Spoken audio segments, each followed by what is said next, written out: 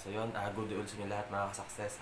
So yun, weekend. So, medyo tayo nagkaroon tayo ng playtime para gumawa ng ng content ngayon na talagang kapaki-pakinabang. So, ngayon, meron akong sobrang importante itong ko ngayon na gusto kong i-discuss sa inyo ngayon.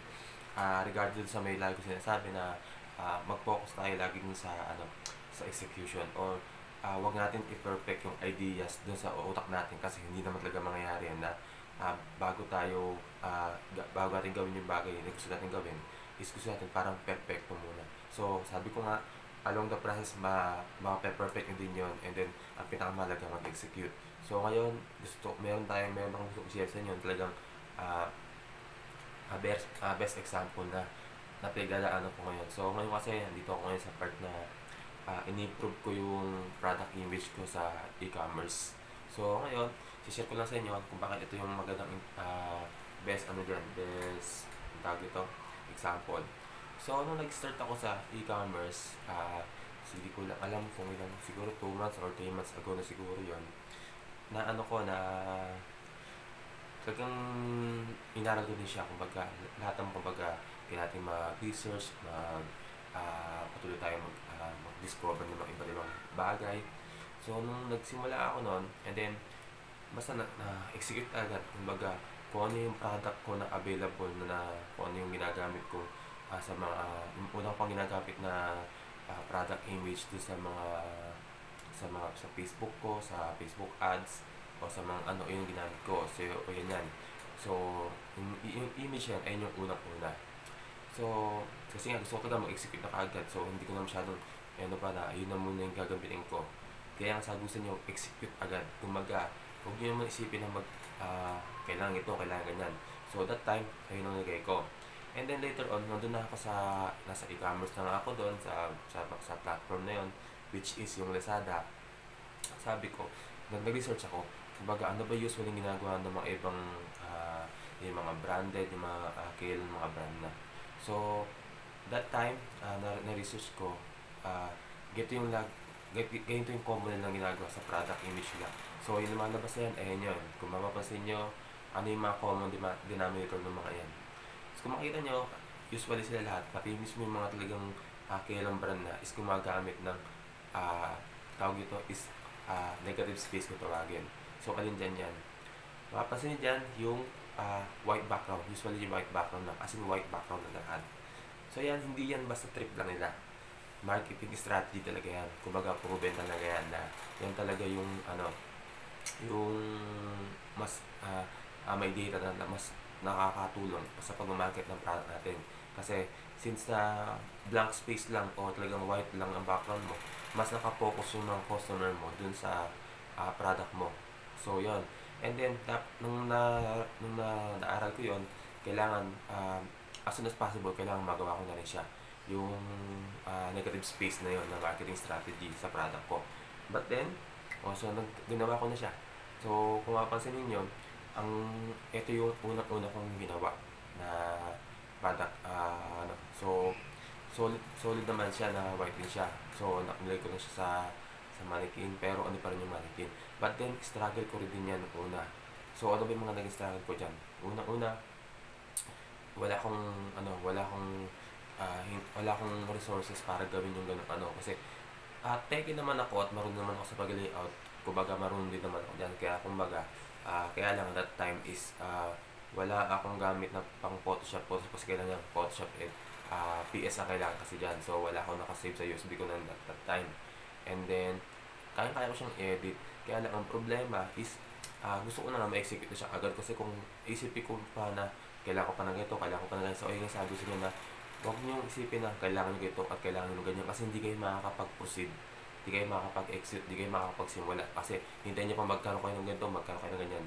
So, kailangan natin maging resourceful kung wala tayong mga resources. So, anong ginawa ko dyan? Naghanap ako ng mga apps na pwedeng makatulong sa akin para magawa yung ganun negative space. And then, nagtry ako gumamit ng mga pang-substitute o pang-improvise. So, bumili ko ng whiteboard o kaya mga white cartolina para i-background. Ang problema, hindi siya ganun hindi siya ganun ka-white na white, talagang as in mahalata na mayroong background. So, then, nag-research pa ako ng ibang apps doon. Noon alam ko meron ako nakuhang apps na very effective doon sa may ganun, sa pag-alis ng background niya. So, hindi siya nung hassle. So, ayun ang pinaka-advantage ngayon ng nasa information age tayo is talaga napakabilis ng technology or ng mga mga tawag ito, mga business support na makakatulong sa atin. So, then that day, nagawa ko na agad siya. Nagawa ko siya ng paraan na magawa yung negative space na yun. So, nagawa ko siya. Then, agad execute. Nilagay ko siya doon. And then later on, tumagal-tagal din yung na yun yung ginagamit ko. And then, I realize, so kung mapapansin nyo, ito yung mga talagang usual sa mga sa ganyan yung mga sa usual na mga kapag sa mga tawag ito, sa mga brand ng mga sport or sa mga other brand ng kahit mga sport, kung mapapansin dyan, ayan yung usually na talagang nakalagay dyan is ano yung difference niya. Wala siyang walang manikin yung pinakadamit. So, talagang editing talaga yan. So, yan. So, that time, alam ko naman na kaya ko rin naman yan. Kaya nga lang, sabi ko nga, para ka makapag-proceed is kailangan kung ano yung meron tayo is ayun na muna yung gamitin natin para makapatuloy tayo. And along the way is ano rin natin yan, ma-perfect din natin yan. So, ang ginawa ko that time, na-improve yung product image ko is nagtry naman ako mag-edit na gawin yung ganyan na nakaano. So, ito yung pangalawa na in-update ko nung mga ilang weeks din yun. So, makita nyo dyan is wala na siyang wala na nakita nyo mannequin. So, in-edit ko yan, hindi rin ako gumamit ng PC. Usually, kung totoo lang ako, PC nga gamit ko, kaya ko yan, kaya ko i-research yan. Kasi nag-layout naman ako, nag-edit din ako sa Photoshop. Kaya lang nga, since wala akong copy ng Photoshop at mahirapan natin sa mga PS yun, sa mga computer shop, sa mga public computer shop, is mahirap, hindi ko siya magawa. And ang pinaka-convenient is mahanap ng apps na pwedeng magawa yon in a convenient way, kumbaga pinaka-efficient. So, ayan, nagawa ko siya. Ang problem, then later on, nakita ko, siya, kasi dahil nga, sa mannequin na siya hindi na siya nakalila yung sleeve yung ganyan. Nakalila lang din siya. Pero, makita niyo dito sa neck niya, is talagang parang wala na siyang mannequin na edit ko na yan. So, kumbaga yan. Ayun yung ginagawa ko nung nakaraan na ko yung preset ko pa sa inyo yung ginagawa ko sa marketing ko. So, ayun yung pinaka-result niyan. But then, in a couple of days, na-realize ko na mas kailangan ko pang mas improve pa. May naisip ko ibang other way para mas gawin yan. So, ito na yung pinaka-latest na ginawa ko siya, which is yung mas malapit-lapit na sa talagang pinaka-ideal na gusto ko itsura ng product image ko. So, ayan na siya.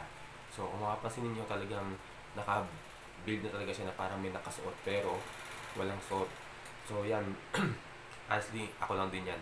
Inedit ko lang siya at tapos nilagyan ko ng background nung shoot ko siya and then inad ko siya. So, hindi ko po yung ginamitan ng computer shop o ng computer o ng PC. Instead, cellphone pa rin po. Hinanapan ko na siya ng way. So, in that process, sinasabi ko sa inyo, lagi sinasabi sa inyo, is almost mape-perfect ko na yung ideal na gusto kong gawin since nung simula. Pero hindi ko siya kaagad nagawa nung umpisa pa lang. Kumbaga, ang pina-priority ko muna is magawa yung gusto kong gawin kahit paunti-unti. Hindi agad-agad na gusto ko gawin agad. Kasi, the more na gagawin mo, ayun ang laging inisip nyo, mapaparalyze kayo. Kasi, halimbawa, inisip ko yun ang gusto ko. Tapos, kailangan ko na ganito, kailangan ko ng ganyan. So, hintayin mo muna magkaroon ka na ganyan, wala kang ganun. So, kung lack of resources tayo, kailangan natin maging resourceful.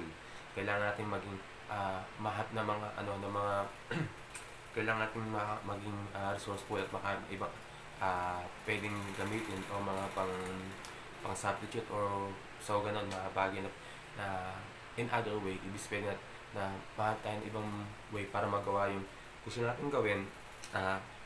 Instead na mag-isip tayo ng kung anong kulang tayo ng ito, kulang tayo ng ganyan. So, kung yun ang ginawa ko, gaya ng sabi ko, hindi ko siya ma-perfect on the process. Na-perfect ko siya hindi pa lang siguro perfect kasi alam ko hindi pa rin ganun ganda kasi talagang total edit talaga ng PS yan eh. Pero later on magagawa ko na rin yan kapag nagkaroon ako ng time para pumulaga ng computer shop. Pero sa akin kasi as much as possible, mas gusto ko na mas convenient o mas efficient yung galawan ko. Hindi kailangan na kung kaya ko na gawin na sa may other way sa gawin ko sa computer, sa PC ko o sa PC ko talaga, wala akong PC, sa cellphone ko is ayun na mas magiging choice ko kasi mas convenient sa time, mas hindi masyadong hassle. So, kung talagang popokusan ko talaga na gawa ng way yan at ah, maghanap ng computer shop na pwedeng paggawan yan is kaya naman din yan. So, papunta na rin tayo doon. Talagang mas magagawa natin yung talagang ganun na kumbaga ganun na yung standard ng ating product image. So, ngayon, ano yung pinaka gusto kong example dyan? Kung kapansin nyo, simulan din ako sa parang execute lang na hindi ko agad inisip na ang kailangan kong gawin. Ganito agad ang tsura niyan. Hindi. Kumbaga, on the process, doon mo siya mapepepe ang mahalaga.